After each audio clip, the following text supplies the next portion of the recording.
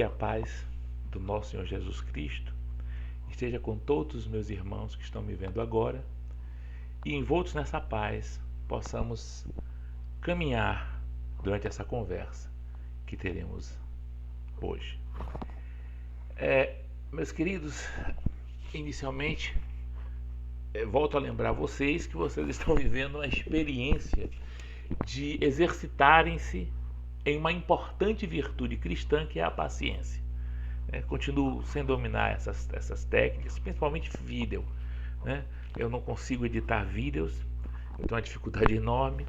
E, claro, não só em vídeo, mas qualquer outra forma de apresentação virtual, eu tive que reeditar esse papelzinho, essas anotações de papel que eu usei quando fazia palestras em outra vida, em outra encarnação, há muito tempo atrás, provavelmente, alguns milênios atrás. Então, vamos tendo um pouco de paciência que nós vamos tentar fazer o melhor possível do nosso lado aqui.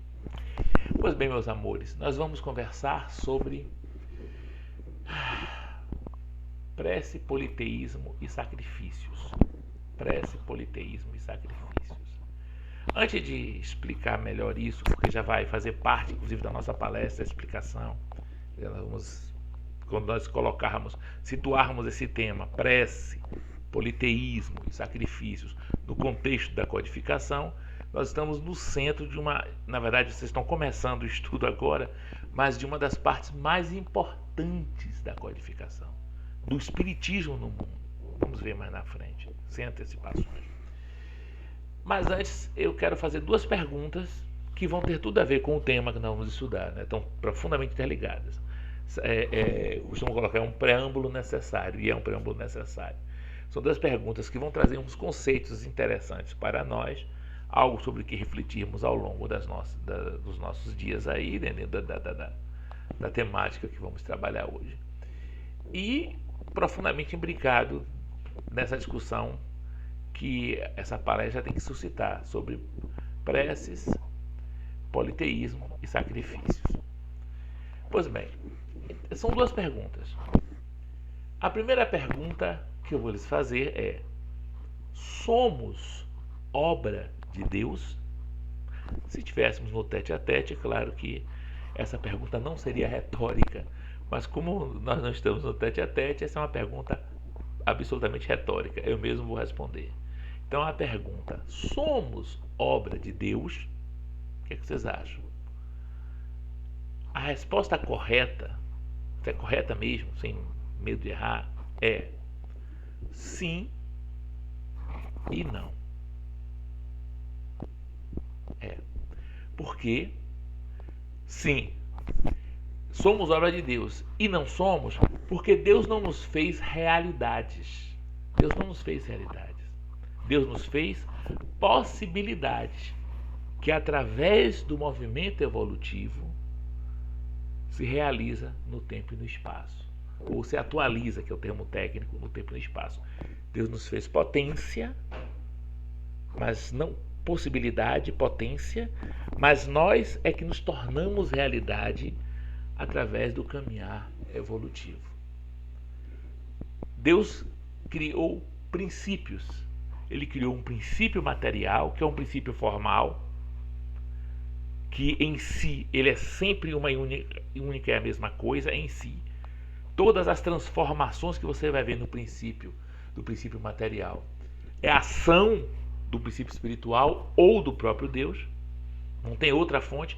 Todas as transformações pelas quais passa o princípio material é sempre consequência da ação do sujeito, ou do princípio espiritual, ou de Deus.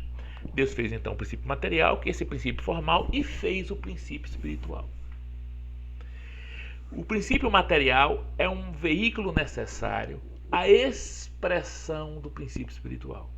O princípio espiritual, quando ele sai das mãos de Deus, ele está imerso no princípio material.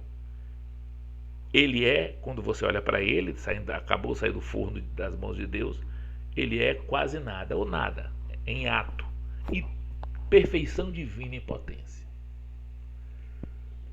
Através do movimento evolutivo, ele vai atualizar, realizar essa perfeição que ele é. todas essas possibilidades ele vai abrindo, vai abrindo, vai abrindo. Sempre numa profunda relação com o princípio material, que é o seu veículo de expressão. Evoluir é espiritualizar-se. Evoluir é ser cada vez mais a essência que somos, a essência espiritual que somos, imagem e semelhança de Deus. É distinguir-se desse princípio material, que no primeiro momento a gente parece até se confundir com ele quando sai das mãos de Deus. Mas, e aí espiritualizar esse princípio material, torná-lo cada vez mais sutil, cada vez mais espiritualizado, à medida que a gente vai desenvolvendo os potenciais que estão dentro de nós. Isso é evoluir. Das mãos de Deus até a consciência, essa evolução, que é um movimento interno, sempre é um movimento interno, mas das mãos de Deus até a consciência, essa evolução ela é ativada, estimulada pelas forças externas. A codificação fala pela força das coisas, quer dizer, pela força da lei natural, pela ação da lei natural. É que estimula, esse progresso é estimulado, esse progresso é motivado, mas ele é sempre um movimento interno. Então, das mãos de Deus até a consciência, as leis naturais é que estimulam o progresso do princípio espiritual. Da consciência em diante, esse movimento que era interno e vai continuar sendo interno, é sempre um movimento interno, a evolução é sempre de dentro para fora, ele agora passa a ser motivado internamente também. Não são mais as leis naturais que me fazem evoluir. Da consciência para frente, o que me faz evoluir são as minhas escolhas morais. A evolução passa a ser uma decisão minha, uma escolha que eu faço. Não só se evoluo ou não, quer dizer, se eu me estagno ou não, como quais os aspectos dos potenciais divinos que estão em mim que eu vou desenvolver. A pessoa moral que somos, o ser moral que somos, quando a gente alcança a consciência, o ser moral que somos, é obra exclusiva de nós mesmos, das nossas escolhas morais. Deus não nos fez fantoches, Deus nos fez seres moralmente livres, que escolhem aquilo que são, aquilo em que vão se tornar. Por isso, nunca culpe Deus por sua covardia, por sua teimosia, por sua tendência a ficar a ser um ser irraicível, sua irraicibilidade, acho que é esse o termo, sua raiva constante. Agora ficou difícil, não veio mesmo. Nunca culpe Deus por nada disso. Nunca diga, ai meu Deus, por que me fizeste covarde? Não, você que se fez covarde. Deus fez livre-arbítrio, te fez um ser moralmente livre. Você escolheu ser covarde. Ah, meu Deus, por que me fizeste tão teimoso? Não, Deus não te fez teimoso. Deus te fez um ser moralmente livre. Você que escolheu ser teimoso. E como é que eu posso mudar? Quando eu posso mudar? Agora, se quiser. O apóstolo Paulo dizia assim, escreveu assim numa de suas epístolas: eia, sois agora o momento excelente da salvação. Ou seja, o momento é agora. Quer mudar? Mude. Foi a experiência pessoal dele, né? Veio o destino da igreja cristã, viu Jesus, cara no chão, o que quer que eu faça? E já se levantou dali outra pessoa. Decidiu mudar. E ele dizia isso: eia, sois agora o momento excelente da salvação. Você muda a hora que você quiser. Você toma a decisão e muda. Até porque, se for para melhor, o universo vai estar conspirando a seu favor. Então, Deus nos fez possibilidades, mas a realidade que somos, nós estamos construindo através das nossas escolhas morais. E aí, só que Deus nos fez possibilidades e fez duas coisas importantes. Uma, vocês já viram, que é o movimento evolutivo. Tanto é que o progresso é inexorável, a lei do progresso é inexorável. Eu falei que você pode escolher estagnar, sim, mas não por indefinidamente, porque o progresso é a lei. O universo vai lhe empurrar para frente, vai lhe desafiar de forma tal que você vai ter que progredir. Não tem como não progredir. Aliás, se há um determinismo no universo, é o da evolução, é o do progresso. Você vai se tornar uma pessoa melhor, quer queira, quer não, mais cedo ou mais tarde. Pode resistir, pode lutar, mas tem uma hora que não vai ter mais jeito, não vai mais suportar e vai ter que avançar e vai ter que se construir uma pessoa melhor. Como quiser. As possibilidades infinitas do bem estão abertas aí, mas você vai ter que avançar. Escolhe como que é, você vai ter que ir para frente. Tem que ir para frente, não tem mais jeito. E Deus fez leis de morais. Outra coisa que Deus fez princípios e fez leis que regulam a realidade. E é sobre exatamente isso que nós vamos conversar mais na frente, sobre leis morais. Essas leis em que a realidade está imersa, que isso é obra de Deus. E nós estamos imersas, nós somos determinados por essas leis. E conhecê-las é conhecer a nós mesmos, é conhecer a nós e o cenário onde nós acontecemos, nos realizamos. Pois bem, vamos então para uma outra pergunta. O sofrimento é redentor? Sofrer redime? Nunca. E jamais vai redimir ninguém. Sofrimento não redime ninguém. O que redime é o trabalho do bem, é a prática do bem, é fazer o bem. Aprontou? Ah, meu Deus, eu aprontei muito, hoje em consequência disso, eu estou tendo uma escoliose terrível, eu sinto dores horríveis na coluna. E vai sentir, com certeza foi consequência dos seus erros. E consequência foi as leis de Deus mesmo que fez isso acontecer em você. Mas não quer dizer que esse sofrimento em si vai lhe tornar uma pessoa melhor. Você só vai conseguir ser uma pessoa melhor se você começar a produzir o bem. O sofrimento, ele acontece como um processo educativo para nos ensinar aonde nós violamos as leis naturais, as leis divinas, e o que precisa ser corrigido para que a gente possa avançar. Por isso é que existe sofrimento.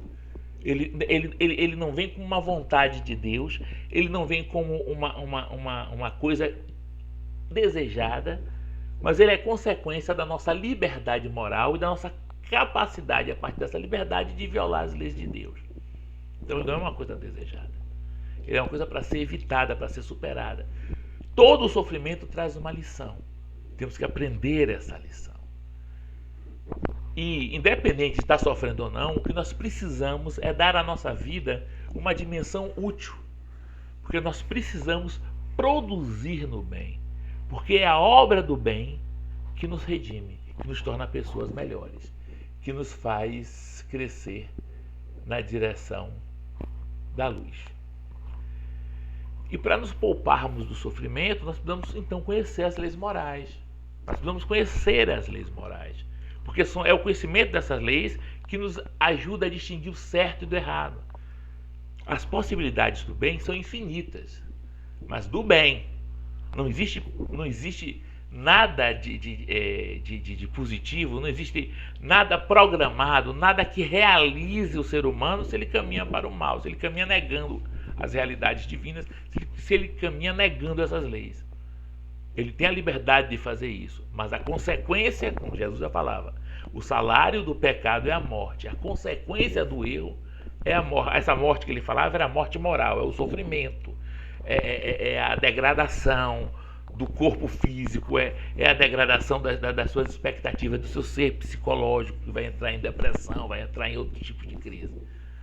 Essa é a consequência do pecado, o pecado que é o termo que Jesus usava, que é da época dele, e que nós atualizamos. Essa é a consequência do desequilíbrio com relação às leis morais. Essa é a consequência de você se afastar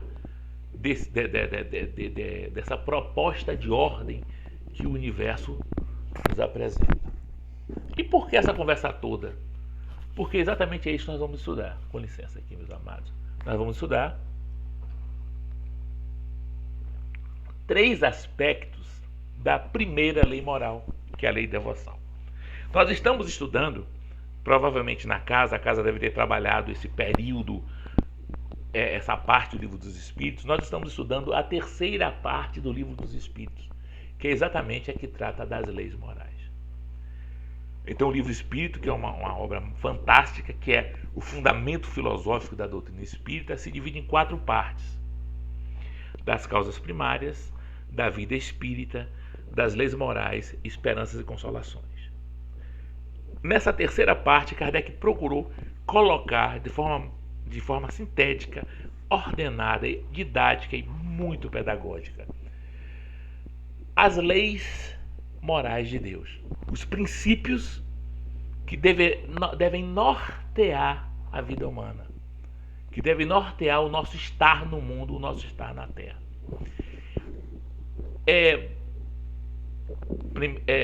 Isso é uma coisa tão interessante, tão forte, que eu conto uma história que eu ouvi já meio de segunda mão, que foi, acho que se não me engano, foi a filha de Freitas Nobre, que contou essa história numa palestra na Federação Espírita do Estado da Bahia.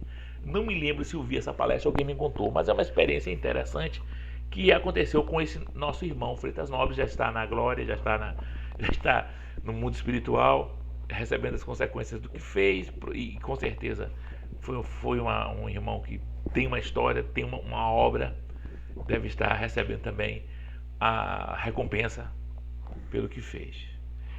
Os Freitas Nobre, certa feita, ele era deputado federal, ele foi deputado federal durante muitos mandatos. Era um aniversário que eu não me lembro do Supremo Tribunal Federal. Era um aniversário do Supremo, de fundação, de alguma coisa lá. Aí ele resolveu fazer uma média com juízes, claro, né? É sempre bom você estar de bem com juízes, ainda mais do Supremo. Ele resolveu fazer uma média. Que ideia foi que ele teve? Ele pegou exatamente a terceira parte do Livro dos Espíritos, das leis morais, produziu, com uma verba que ele tinha para isso, como deputado, uma brochura, um livrozinho só com essa terceira parte, em uma encadernação arrumadinha, bonita, e presenteou os ministros com esse livro. Não sei se ele presenteou mais alguém, mas os ministros com certeza ele presenteou.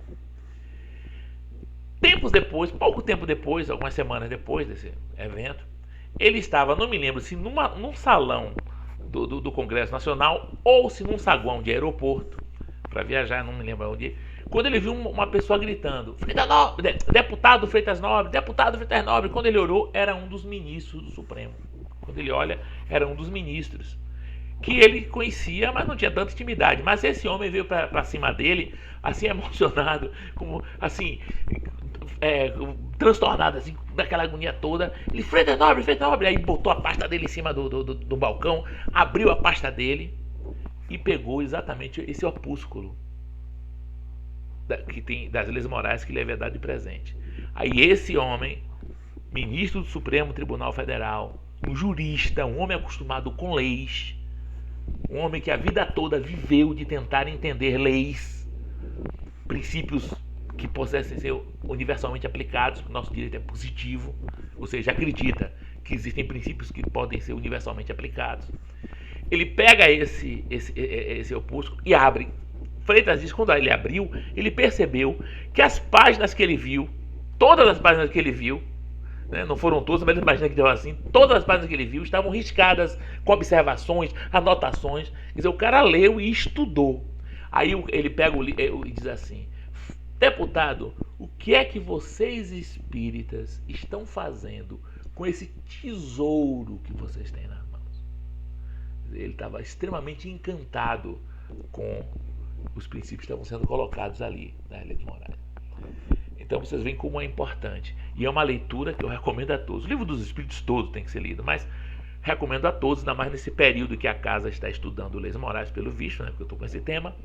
Eu recomendo que leiam essas leis morais e vocês vão ver que eu não estou exagerando, nem o jurista, nem o ministro do Supremo estava exagerando, e Freitas deu muito bem com a estratégia dele. Pelo menos com esse aí ele ganhou um aliado, alguém que passou a respeitá-lo muito mais, porque sabia que ele era espírita. Freitas era declaradamente espírita, foi a primeira pessoa político de peso a se declarar espírita publicamente. E deu esse presente para o nosso ministro. Agora, é bom fazer uma ressalva. É bom fazer essa ressalva, que não sei o que faço, é o próprio Kardec. Quando eu falo leis morais, que Kardec compilou e apresentou, fique claro que para nós espíritas, essas leis morais, como qualquer princípio moral que nós estejamos defendendo, Nosso entendimento, estamos apenas reproduzindo o ensino de Jesus. Kardec deixa claro no Evangelho segundo o Espiritismo que o Espiritismo não cria nenhuma moral nova. Nós apenas resgatamos a moral de Jesus, o ensino moral de Jesus. Então, essas leis morais é um esforço nosso espírita de trazer para uma linguagem do século XIX, mas dos tempos modernos, trazer para dos tempos modernos essa mensagem de Cristo que ele falou, que ele se expressou dentro dos seus conhecimentos, dentro das possibilidades que o século dele oferecia. Você diz, mas Cristo, eu sei que ele sabia muito, mas o século dele não. Ele não podia extrapolar o século dele. Ninguém pode. Você pode até, sim, claro, ser um visionário, você pode até, sim, estar à frente do seu tempo. Jesus estava à frente do tempo dele. Mas não adianta falar muito lá na frente que ninguém vai entender. Então Jesus, quando falava, tinha que falar para ser compreendido. Por isso que certa feita os discípulos perguntam, por que você fala por parábolas? Ele falou, meu filho, para que vocês possam entender. Eles, quer dizer, falando com as pessoas normais, não vão entender. Né? Eles não vão entender. Vocês pelo menos vão fazer o esforço e vão entender. É a melhor forma que eu tenho, ele falou com outras palavras, dizendo isso, de me expressar. Eu tenho que usar parábolas e imagens para que vocês possam compreender o que eu vim ensinar, porque é difícil e só o tempo é que vai completar esses ensinos. Por isso que ele promete a vinda do Consolador prometido, que viria exatamente complementar os seus ensinos, não acrescenta nada ao ensino moral, mas vem trazer a realidade do mundo espiritual, as leis que regem o mundo espiritual. Na verdade, o que o Espiritismo faz com relação aos ensinos de Jesus é apenas provar que ele estava certo, provar que o que ele fez não era impossível de ser feito, que ele não foi nenhum mágico, que ele não foi nenhum prestidigitador, que o que ele fez é uma coisa que está dentro da realidade humana. Como ele falou, se vocês quiserem, vocês podem fazer o que eu faço e muito mais, porque eu vou para o meu Pai. E aí hoje eu estou aqui sozinho trabalhando, e quando eu estiver lá ligado a Deus, você fazendo aqui, a gente vai estar junto, eu vou estar ajudando vocês, vocês podem fazer muito mais do que eu fiz. Ou seja, mais ou menos, ou a mesma coisa, mas o que ele fez a gente pode fazer. Quer dizer, e aí o Espiritismo vai explicar por quê. Quando vem com as leis da mediunidade, quando vem com as leis do mundo espiritual, as leis que regem o mundo espiritual, as leis que regem a relação do mundo espiritual com o mundo corporal, aí o Espiritismo explica essas coisas todas. Né? Pois bem, então nós vamos estudar isso. Nós vamos estudar essas três partes. Antes, eu vou fazer uma leitura para vocês das características das leis morais. Como eu falei, esse capítulo que vocês estão estudando é o capítulo 2. Mas você falou que era a primeira lei. Sim, porque as leis morais são 12 capítulos. O primeiro, da lei divina ou natural. É uma apresentação, um resumo geral que Kardec faz das leis morais como um todo. E o último capítulo, da perfeição moral. E no meio, as 10 leis. Né? Lei do trabalho, lei da adoração, que é essa primeira lei. Vai ter lei do trabalho, lei da liberdade. Vão ter as 10 leis morais. A última, lei de amor, justiça e caridade. Que na verdade, é uma forçação de barra, porque Kardec tinha 9 leis, ele acha que ele quis fazer 10. E os espíritos dizem assim a Kardec, essa última lei é o resumo de todas, né? É o corolário de todas. Mas tudo bem, essa divisão tá boa. Não é uma divisão absoluta, é uma divisão didática, ela tá ótima. Porque, na verdade, as leis morais, elas não acontecem divididas em caixas, elas são um complexo, né? Mas os espíritos dizem a Kardec que foi uma boa arrumação, didaticamente ficou bem apresentado, mas que a gente tem a clareza de que essas leis, elas são um conjunto que se manifestam simultaneamente, 2, 3, 4, todas, uma, enfim, né? Não são assim caixinha, lei de liberdade, lei de progresso, lei de sociedade, lei de adoração, mas a divisão ficou muito boa. Leiam para ter certeza do que eu estou falando, para confirmar o que eu estou falando. Tenho certeza que vocês vão confirmar. Pois bem, então nesse primeiro capítulo da lei divina ou natural, a espiritualidade apresenta a Kardec um resumo do significado dessas leis morais. E eu gostaria de ler para vocês, antes da gente entrar agora no tema específico do que nós estamos discutindo, aqueles 3 tópicos que eu falei para vocês. Então, características das leis morais. Capítulo 1 da lei divina ou natural, como já falei para vocês, do livro dos Espíritos. Pois bem, primeiro, o seu cumprimento é a única fonte possível de felicidade na Terra. os espíritos já começam dando uma cacetada. Então, para que nós possamos ser felizes na Terra, nesse mundo, nessa dimensão que estamos, nós precisamos viver conforme essas leis.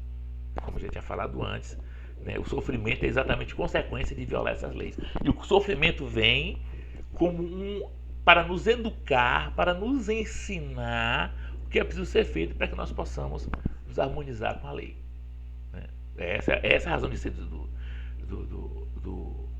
sofrimento. Aí você vai me dizer, mas se ele ensina, ele não é redentor? Não. Ele ensina porque o que você fez de errado, ensina o que você tem que corrigir, beleza? E agora vamos para a redenção. Redenção é trabalho. Vai produzir o bem, vai desfazer o mal que fez, vai se entregar aos outros, vai se entregar à humanidade, vai servir ao seu próximo. Aí sim você começa a se redimir. Né? O aprendizado, ele só, digamos assim, gera frutos se você sair de si e aplicar o que aprendeu. É assim que funciona. Então o sofrimento nos educa, nos ensina, mas ele só vai ter alguma consequência boa se você aprendeu com ele, você transformar em luz, né? Transformar em trabalho, transformar em ação. Por isso que a gente sempre diz, o sofrimento ensina o regime. Você está sofrendo, comece a lutar contra ele, combata esse sofrimento, procure entender o significado, veja o que você pode aprender com isso. Ótimo, maravilha, mas não se esqueça que o ideal, inclusive, é que mesmo sofrendo, você esteja produzindo bem. Como irmã Dulce, mesmo com meio pulmão funcionando, não parava de... E tendo que dormir sentada, numa poltronazinha, mas sentada, não parava de trabalhar. E de aprontar, ela aprontava muitas. Quando Divaldo Franco visitou ela uma vez e a viu, né, naquela cadeira, falou, minha irmã, ganhei uma cama hospitalar e eu vou dar para a senhora. É uma cama moderna que eu ganhei, do primeiro mundo. E como não tinha ninguém assim para dar, estava pensando em quem eu vou dar. Olha, Jesus me botou aqui para dar para a senhora. Sabe o que ela falou para ela? Eu falo, ô Divaldo, essa maldade eu não vou fazer com você não, porque eu sei que você também tem seus pobrezinhos. Procura um pobrezinho e dê para ele, porque com essa cadeira aqui eu já consegui, foi 4 camas hospitalares para o meu hospital. E o pessoal doa para ela pega e dá. Só que ela ficou com pena de tomar cama de Divaldo. Faça a sua caridade, que eu sei que você tem seus pobres também, porque com essa cadeira aqui já consegui, foi 4 para... Pois bem, uma pessoa que tomava o sofrimento como fonte de aprendizado, aprendia com ele, mas não parava de trabalhar, porque ela tinha consciência de que a missão do ser humano na Terra é produzir, é fazer o bem, não é ficar sofrendo, se lamentando e achando que com isso está ganhando alguma coisa. Não é assim que a banda toca, não é assim que a lei funciona. Pois bem, são eternas e imutáveis. Mas Sérgio, eterno e imutável, o ser humano é um ser relativo. O ser humano é um ser que apreende a realidade de forma relativa, porque sim, o ser humano é um ser histórico, datado e situado. É absoluto só Deus. Então, a cada período e etapa que passa, a gente aprende mais, cresce mais, compreende mais. Mas olha o que está acontecendo aqui. Sempre de uma base inicial, a gente nunca se afasta dela. Porque a verdade, ela absoluta, existe a verdade absoluta. A nossa capacidade de compreender essa verdade é que é relativa, que é datada e situada. A verdade absoluta é Deus, é a essência de Deus. Então existe uma verdade absoluta, existe um bem absoluto, existe uma moral absoluta e universal. A nossa apreensão dessa verdade é que é limitada no tempo e no espaço. E quanto mais a gente cresce, como está mostrando, ampliando, mais a gente alcança essa verdade, mais a gente vai se universalizando, mais nós vamos extrapolando o tempo, ampliando essa visão, né? Então, elas são eternas e imutáveis, e agora a nossa apreensão delas é que é uma apreensão relativa. São um fundamento moral da realidade material, são um fundamento da realidade material e moral. Por quê? Exatamente, isso é importante. Eu ia dar até um exemplo, acabei me esquecendo. Quando eu estava falando que a gente pode, que a lei nos educa, nos põe na direção correta, que a gente pode fazer tudo na direção do bem. Saiu dessa direção, sofre as consequências. Eu ia dar um exemplo físico. Por exemplo, Se você come demais, sofre as consequências de comer demais, passa mal, fica com indigestão, sofre, sente dor, que é para sinalizar, a vida está ali sinalizando, olha, o limite é esse, a qualidade é essa, o caminho é o de cá. Então, tanto a nível físico, como também a nível moral. Porque, como eu falei antes, o princípio material ele está sempre sob a ação transformadora ou do princípio espiritual ou de Deus. Então, a realidade ela tem essa carga de subjetividade. Tudo que existe é uma transformação ou da ação do princípio espiritual ou da ação divina. Por isso que as leis morais elas alcançam tanto a realidade material quanto a realidade moral, né? Porque a realidade material ela é uma expressão da realidade moral. Você está cercado de coisas em sua volta que foram transformadas, produzidas e adquiridas por você, montadas por você para que você pudesse se realizar, fazer as coisas que você quer fazer e estar presente no mundo. Inscritas na consciência, o ser humano as pressente integralmente e as compreende progressivamente. Isso é uma característica das leis morais, importantíssima. O que isso quer dizer? Leia de novo, vou ler de novo. Vocês me perguntaram, me pediram. Inscritas na consciência, o ser humano as pressente integralmente e as compreende progressivamente. Ou seja, eu falei que nós somos perfeição divina em potência. Então a perfeição divina está dentro de nós. A perfeição divina está dentro de nós. Agora, a compreensão é uma compreensão gradativa. À medida que eu vou evoluindo, eu vou compreendendo, eu vou entendendo o significado. Mas eu tenho sempre o pressentimento da lei, a intuição. Quando a gente faz uma coisa errada, a gente sente que fez uma coisa errada, sabe que fez uma coisa que está em desacordo com a nossa natureza interior. Então é nesse sentido que essas leis morais, que é a perfeição de Deus inscrita dentro de nós, que nos impulsiona de dentro para fora para que a evolução aconteça, porque elas estão internamente a nós mesmos, essa perfeição, essas possibilidades infinitas de perfeição divina em nós, estão dentro de nós. Então elas o tempo todo são presentes, então nós temos o pressentimento delas, o sentimento delas. A compreensão é que sim, vai acontecendo no tempo e no espaço. Por isso que não há desculpa quando se comete um ato moralmente reprovável, porque a nossa natureza interior ela reage. Essa é uma convicção espírita profunda. Não existe esse papo de moral relativa de que no século passado, não. A gente tolera porque algumas coisas por falta das luzes, mas tem certas coisas que são intoleráveis em qualquer situação, porque o sentimento interior aponta para o caminho da luz. Pois bem, estão escritas no livro da natureza, porque elas têm essa dimensão física, e Jesus, modelo e guia da perfeição moral a que a humanidade pode aspirar na Terra. Jesus nos foi apresentado como um modelo de alguém harmonizado e cumprindo essas leis. Modelo e guia da realização dessas leis no ser humano. Esse foi o papel de Cristo, nosso amado Senhor. Pois bem, vamos então agora entrar nos nossos tópicos. E o primeiro é a prece. A primeira coisa, como orar. A oração ela tem que ser uma coisa forte. A oração ela tem que ser uma coisa intensa. Ela tem que ser uma coisa sentida. Por quê? Porque para Deus a intenção é tudo. Isso está lá no livro dos Espíritos, estou só resgatando os princípios que estão lá. Então, para Deus a intenção é tudo. Então, a oração ela tem que ser uma coisa fervorosa e uma coisa de dentro, de sentimento. Se você quer orar, ore motivado, diga as palavras que o seu coração ditar. Ah, mas eu gosto tanto da oração de São Francisco de Assis. Ótimo. Mas quando repetir, repita sentindo cada palavra, sentindo o significado. Quando orar um Pai Nosso, ore sentindo cada palavra e significado. Porque se você só repetir, foi. Deus não está perdendo tempo escutando isso.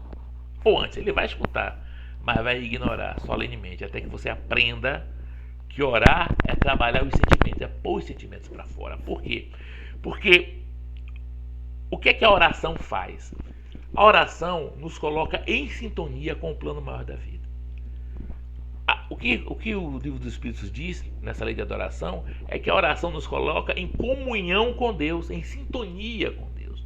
Quando você está orando, você está em sintonia com Deus. E não e sim, basta Deus, né? Mas nesse processo de estar em sintonia com Deus, você se sintoniza com todo o plano espiritual superior. Então você está você está projetando a sua consciência para um nível de realização que está muito acima de você. Para um nível de evolução muito acima de você. Para muito além de onde você tem que ir agora. Você vê que coisa maravilhosa a oração faz. E você fica em comunhão com esse nível, recebendo as energias dele numa troca. Isso é que uma prece faz. Daí a importância dela ser uma expressão do nosso sentimento. E aí, se for um Pai Nosso, se for uma Ave Maria, se for uma oração de São Francisco, se for uma prece de Cáritas, que a gente sinta cada palavra. E se não quiser nada disso, o melhor ainda é que deixe que saia do seu coração, que é o que Jesus manda fazer. Manda que você olhe em segredo, olhe em oculto, para ninguém precisar ficar sabendo, e olhe e diga o que está no seu coração. E daí disse assim, olha, não conta muita história não, porque Deus já sabe tudo. A prece não é para que Deus saiba o que você precisa. A prece é para que você escute a resposta de Deus, porque você entra em sintonia com esse plano maior e recebe essa ajuda. Okay. E uma coisa importante é que o essencial não é, está lá escrito, o essencial não é orar muito, é orar bem, orar com sentimento, orar buscando essa comunhão com o alto, buscando essa sintonia para poder escutar a resposta do alto. Qual é a melhor oração? A melhor oração, os Espíritos ensinam, são as boas obras. Eles dizem que orar bem, faça o bem. As boas obras é a oração mais agradável a Deus, que ele mais gosta de escutar, é o trabalho que você faça no bem. Essa é a melhor das orações. Outra coisa importante, e eu posso orar para os outros? Pode. Vou falar agora 3 tipos de oração. Para os outros encarnados, para os outros encarnados e para si mesmo. Para os outros encarnados, porque a oração é boa. Porque quando você ora por alguém, um amigo seu que sofreu alguma coisa, uma pessoa que você sabe está doente, você pega o seu povo, os espíritos que são responsáveis por guiar você, por proteger você, por assistir você, seu anjo guardião, seus guias espirituais, seus mentores. Você pega esse povo e envia para ajudar aquela pessoa. Você reforça o socorro espiritual daquela pessoa.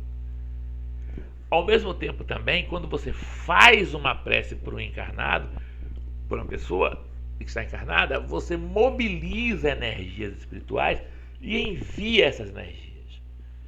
Tira de si, mobiliza do espaço e manda. Então, na hora que você pede, você nos ajuda fulano, essa brincadeirazinha, você mobilizou seu povo na direção dele, os espíritos que te guiam, e você mobilizou a energia na direção dele. Quando é para um desencarnado, acrescenta mais uma coisa. É a mesma coisa. Você também vai mandar seu povo ajudar aquele desencarnado, que vai mandar energia para ele, mas acrescenta mais uma coisa importantíssima.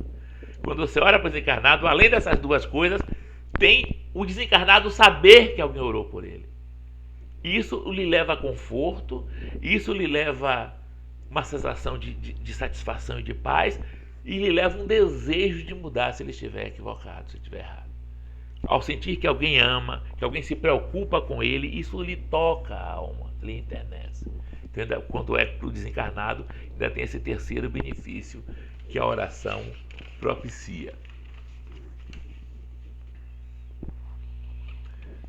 Ok. Agora, uma coisa importantíssima é que quando a gente vai ajudar, é bom saber sempre disso. Quando a gente vai ajudar as pessoas,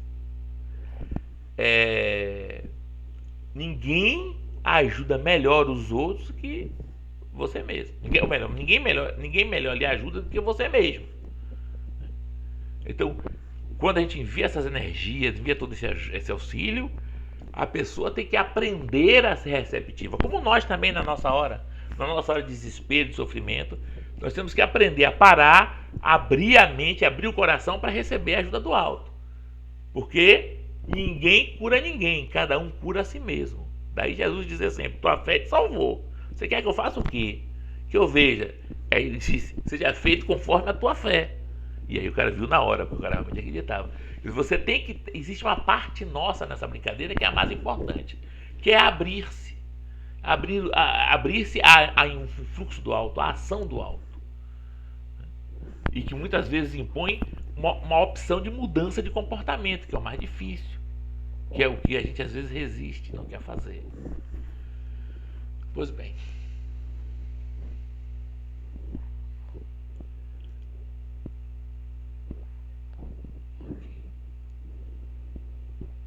Outra coisa importante, quando a gente ora por nós mesmos, que é o que eu falei que eu ia falar para vocês, esse orar por nós mesmos, ele é importante porque nós vamos ter forças para enfrentar as nossas lutas. A luta é inevitável. Sem luta não se cresce. O sofrimento é que é opcional. É você se render às dificuldades, ficar se lamentando, lamuriando, isso é que você escolheu fazer. Mas a luta é inevitável. E a oração nos fortalece para essa luta. Quer um exemplo? Jesus no Getsemane. Jesus orando no Getsemane. Ele vai dizer o quê? Pai, tu tudo podes. Ele não era besta, já deixou Deus na bela. Tu tudo podes. Se quiserdes, afasta de mim esse cálice. É claro, Jesus não era masoquista, ele queria saber levar chibatada e tudo mais. Então ele fala: Pai, tu tudo pode, se quiseres, afasta de mim esse cálice. Mas faça-se em mim, segundo a sua vontade e não a minha. Por quê? Porque Deus que tudo sabe também Deus que tudo pode também tudo sabe. E Deus sabia exatamente o que era melhor naquele momento para Jesus na sua missão, porque Jesus amava a humanidade e queria o resgate da humanidade. Então Deus sabia o que era importante naquele momento para essa humanidade. E aí por isso que Deus que tudo sabe, que tudo pode, é também o que tudo sabe. E aí Jesus confiou a escolha de Deus. E é o que nós temos que fazer também. A nossa oração, ela sempre tem que terminar assim: mas faça-se a tua vontade e não a minha. E temos que estar sempre receptivo para escutar essa vontade. O politeísmo é aquela religião, você cultuar vários deuses e em si, com todo respeito aos nossos irmãos de outros que são politeístas, isso não representa um mal, muito pelo contrário. Isso é fruto do processo de crescimento do ser humano. Então o ser humano, ele é politeísta por duas causas principais. A humanidade ao longo da história foi politeísta por duas causas. Uma, porque num determinado momento divinizou as forças da natureza. Raio, tempestade, trovão, cachoeira, rio, mar, imaginou como sendo uma consciência, porque de fato tem espíritos que governam essas forças, e aí passou a cultuá-las como se fosse a divindade, e aí foi evoluindo para compreender a existência de um Deus único, superior a tudo. O próprio candomblé, ele tem um Deus anterior aos orixás, que é o Lorum, que é o Deus criador, a força, a energia primeira, que aí vai criar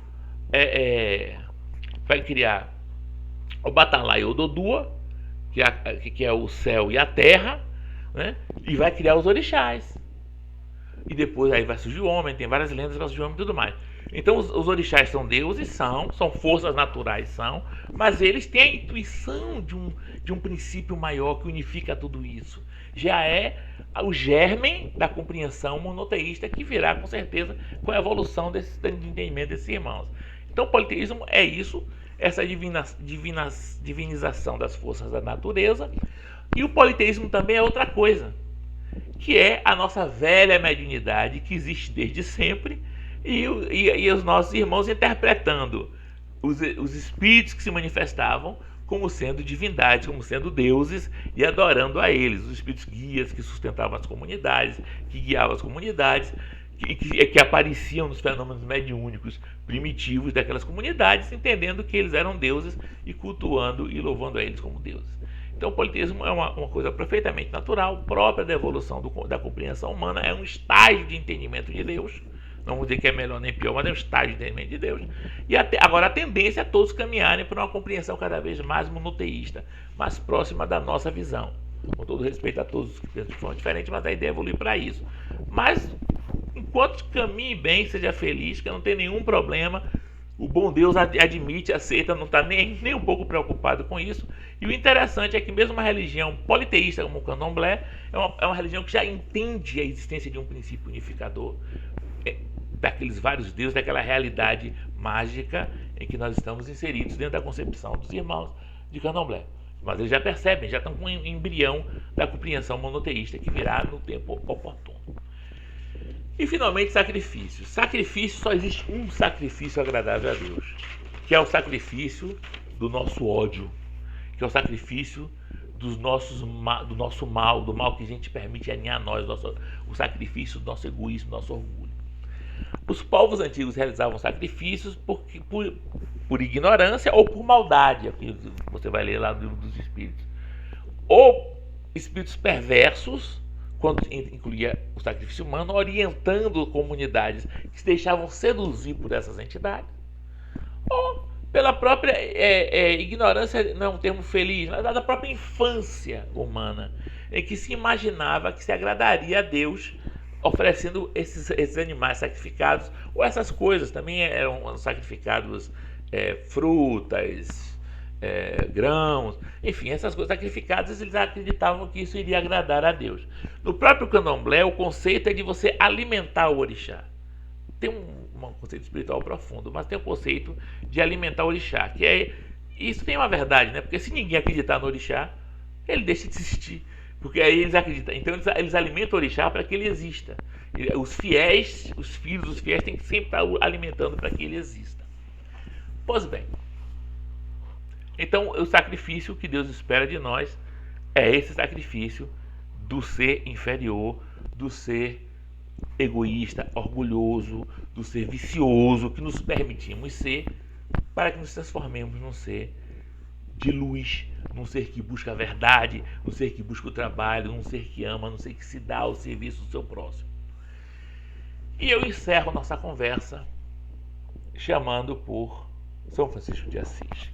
Eu vou ler o que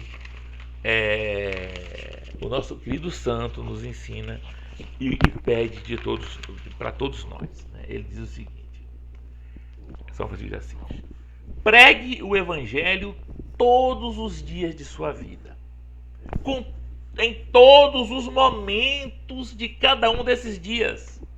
Enquanto você viver, enquanto você respirar, pregue o evangelho. Mas apenas se for preciso.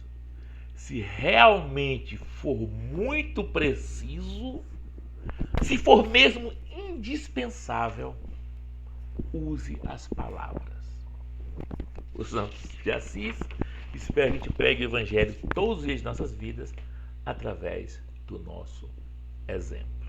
Que a paz do nosso Senhor Jesus Cristo esteja com todos e, envoltos na paz do Mestre, possamos permanecer nos nossos lares, refletindo sobre as verdades profundas que Ele trouxe para nós.